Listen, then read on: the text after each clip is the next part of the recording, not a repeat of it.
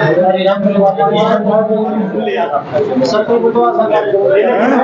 के कार्यक्रम शुरू कर दूं। मैं आज जो आप इसको जनसंपर्क की संज्ञा देना चाहें तो दे ले। मैंने कल से उठाना के अपने कार्यक्रम शुरू किए हैं और 4 गांव में मैं कल गया था। जितने भी पुराने साथी हैं, जो नए लोग हमारे साथ आ रहे हैं, उनके कार्यक्रम थे। उसी कड़ी में आज दोनों सुदकेंड के प्रोग्राम है। अभी हम बड़ी सुदकेंड में हैं और शाम का छात्रगांव का भी कार्यक्रम है।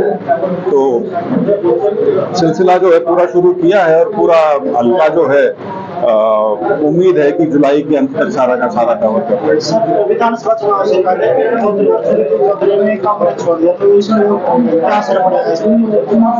नहीं, देखिए, वैसे तो राजनीतिक फैसला जो व्यक्ति करता है, खासतौर पर इतना बड़ा फैसला जहाँ पार्टी छोड़ के और दूसरी पार्टी ज्वाइन करें, तो वो तो निजी फैसला होता है। उसके बारे में उसमें टिप्पणी करना तो ज्यादा नहीं बनता, लेकिन इतना जरूर कहूंगा कि उनको ठीक है, उनकी नाराजगी थी श्रुति को भिवानी महेंद्रगढ़ से जो लोकसभा का टिकट नहीं मिला। लेकिन मेरा निजी मत यही है कि कांग्रेस के परिवार में अगर रहते तो ज्यादा बेहतर था, क्योंकि मैं 5 साल बीजेपी में रह के आया हूं और किरण चौधरी जी की जो प्रवृत्ति है खुला मुखर बोलने की, वो जल्दी उनको आभास होगा कि भाजपा में उसके लिए जगह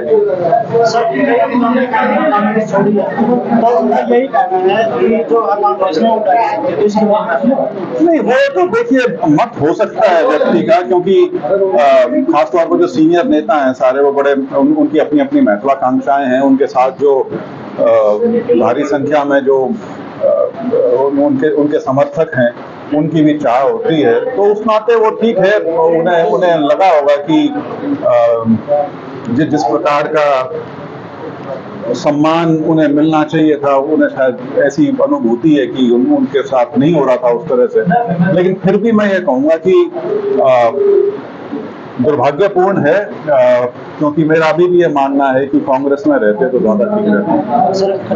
अभिषेक ने हाँ, मेरी अभिषेक से कल बात भी हुई थी फोन पे, और मेरे को बहुत खुशी है कि हमारे इलाके के लोग अब पढ़ाई के माध्यम से आगे आना शुरू हुए, क्योंकि कुछ ही कह लीजिए जो हमारा जींद वाला क्षेत्र है, खासतौर पर उचाना की यदि मैं बात करूं तो शिक्षा के क्षेत्र में हम पिछड़े रहे हैं। खासतौर पर यदि आप रोहतक, भिवानी या हिसार से उसकी तुलना करें तो बहुत खुशी की बात है कि हरियाणा सिविल सर्विसेज का टॉपर जो है इस बार हमारे यहाँ से खटखट गांव से आया है, और मेरी उसके लिए तो शुभकामनाएं हैं। उसके परिवार के लिए बड़े गर्व की बात है, गाँव के लिए बड़े गर्व की बात है। लेकिन उसके साथ साथ वो और जो जवान बच्चे हैं उनके लिए भी वो प्रेरणादायक साबित होगा, ऐसा मेरा मानना है। और जरूर ये जो कड़ी जो चली है ये आगे और बढ़ेगी, और भी हमारे बच्चे जो सिर्फ छोटी नौकरियां नहीं, जो बड़ी नौकरियां हैं उनमें compete करके अपना नाम कमाएंगे। सर, कांग्रेस किन मुद्दों को लेकर आगे चुनाव? कांग्रेस आगे किन मुद्दों को लेकर जनता के बीच?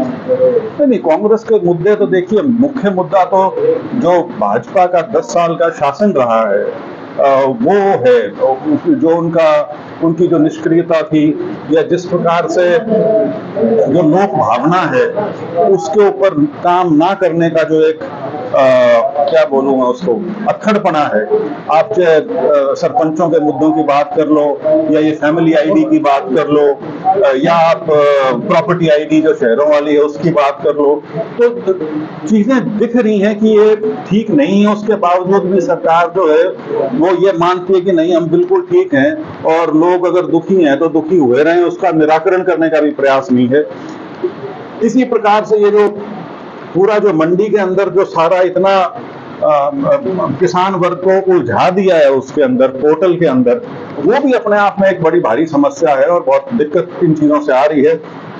सरकार सिर्फ उसमें छोटी मोटी, वो अंग्रेजी में टिंकरिंग कहते हैं, वो टिंकरिंग करने तक सीमित रहती है। उसके ऊपर कोई बिल्कुल जो मूलभूत समस्या है उसका निराकरण करने का कोई प्रयास नहीं कर रहे। दूसरा, पूरे देश में सबसे बड़ी जो बेरोजगारी की दर है वो हरियाणा में है, जो कि बहुत ही चिंता का विषय है, क्योंकि यदि एनसीआर में होने के बावजूद भी यदि आप रोजगार नहीं पैदा कर पा रहे तो मुझे नहीं समझ में आता और आपको क्या परिस्थिति चाहिए रोजगार पैदा करने की।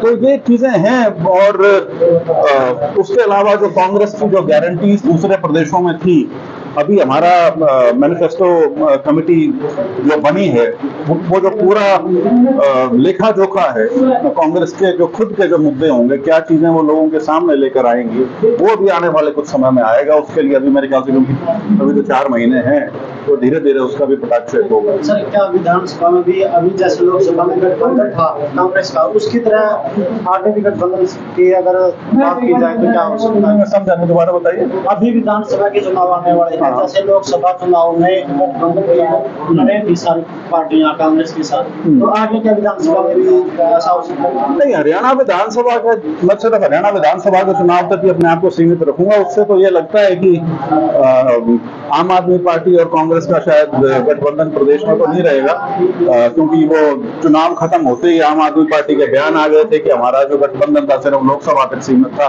असेंबली तक नहीं होगा। और उसका देखिए दूसरा पहलू ये भी है कि जो ये गठबंधन हुआ था ये राष्ट्रीय तस्वीर को ध्यान में रखते हुए हुआ था, अन्यथा हरियाणा में कांग्रेस को गठबंधन की आवश्यकता नहीं है किसी के साथ। सर, वाराणसी से अगर प्रियंका गांधी चुनाव लड़ती तो क्या नरेंद्र मोदी को हटा सकते थे, क्योंकि उनकी समर्थन बहुत। नहीं, देखिए, हमारे सर्वोच्च नेता ने खुद अपने भाषण में कहा है कि अगर वो लड़ी होती तो शायद 2.5-3 लाख वोट से वो जीत जाती।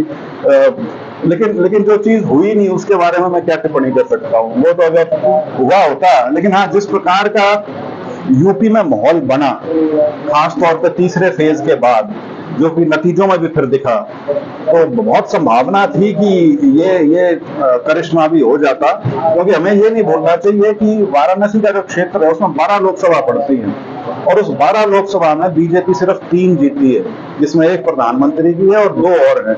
9 सीटों पर जो गठबंधन है समाजवादी पार्टी का और कांग्रेस का, वो जीता है वहां पर। सर, लोकसभा में ऐसे दोनों पार्टियां बराबर सीट रही थी, क्या आगे विधानसभा में भी ऐसे दोनों में मुकाबला हो सकता है कांग्रेस? नहीं, ये नहीं, ये लोकसभा का जो मुकाबला था और उसके अंदर ये जो 5-5 की रही, उसका आप कह सकते हो एक हद तक कारण शायद अभी भी मोदी जी की जो छवि है, विशेष तौर पर शहरों की यदि हम बात कर लें, तो उस वजह से बीजेपी को वो कुछ सीटें मिली हैं और ये प्रतीत होता है कि आद-वाद की लड़ाई है।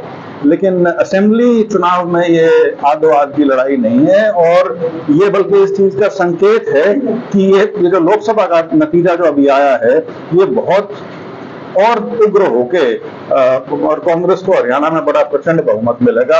इसके बारे में मेरे ख्याल से बीजेपी को खुद को शक नहीं है इसके बारे में। सर, लास्ट क्वेश्चन है जी। गर्मी बढ़ रही है, बिजली और कांग्रेस संकट भी बढ़ रहा है, तो इसके बारे में नहीं, इस बार देखिए, ये तो मानना पड़ेगा, गर्मी का प्रकोप भी जो है, गर्मी हालांकि ठीक है, हर साल आते हैं गर्म दिन बहुत, लेकिन इस बार जो है 1.5 महीने तक निरंतर 40 डिग्री से ऊपर का जो चला है, तो उसमें आपकी पानी की रिक्वायरमेंट है, या बिजली की रिक्वायरमेंट है, मतलब कि खेत के लिए या घर के लिए, वो सारी चीजें हैं।